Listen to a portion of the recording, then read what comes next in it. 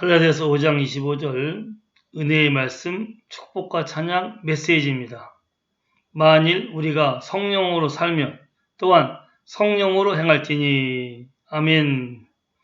지능으로 빚은 아담에게 하나님께서 숨을 불어 넣으셨을 때 아담이 살아 움직이게 되었듯이 범죄하여 타락한 아담으로부터 제약된 본성을 물려받아 깨어진 질그릇같이 변질되어 연약하고 뾰족하여 서로 찌르고 마침내 부서지는 사망의 삶을 살아왔던 내가 십자가에서 인간의 모든 죄를 피 흘려 대속하신 주 예수님의 복음을 듣고 예수님을 바로 나의 주님으로 믿고 영접하니 주의 영이 내게 임하셔서 영생하는 하나님의 자녀로 거듭나게 하시고 이제는 매일매일 주 예수님의 영인 성령님의 도우심과 인도하심을 받아 예수님과 같은 밝고 강건하며 영광스러운 삶을 살아가게 하심을 뜨겁게 감사 찬양합니다. 아멘. 하나님께서 아담을 만드실 때 먼저 흙으로 빚었습니다. 진흙으로 빚었습니다.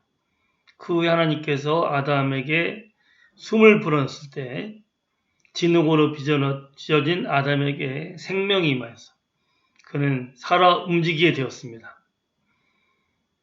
곧 하나님의 숨, 하나님의 영이 그를 살게 하셨던 거죠.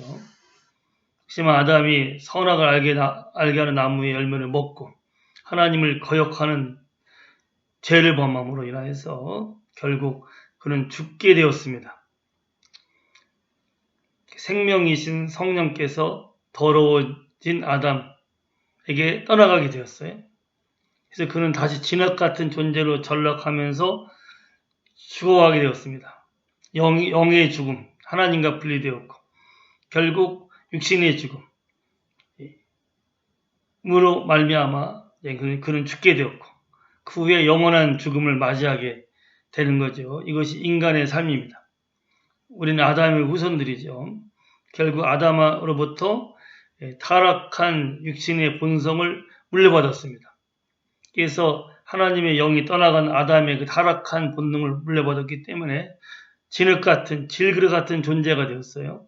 육신에 숨은 붙어 있지만 하나님과 분리되어 있는 영적인 죽음 상태에 있게 되었고 결국 질그릇이 깨지듯이 우리가 육신이 깨져서 죽게 되면 육신의 사망을 맞이하고 그 후에는 자기가 지은 죄로 인하여서 영원한 죽음인 지옥에 떨어지게 됩니다.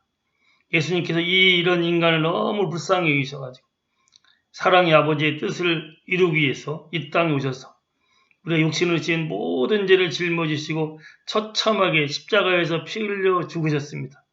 우리의 죄값을 다 치르셨습니다.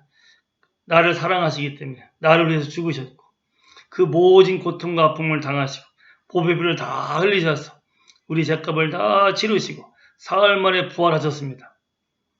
누구든 이제는 예수님을 믿기만 하면 예수님을 나를 죄값을 치르시고 피 흘려서 목숨을 지어서 나를 구원하시고 나를 사신 나의 주님으로 믿고 영접하면 주님께서 영으로 그에게 들어오십니다. 주의 성령이 임하여서 그를 거듭나게 합니다. 질그릇 같은 죽어가는 존재에서 영생하는 하나님의 자녀로서 거듭나게 하십니다.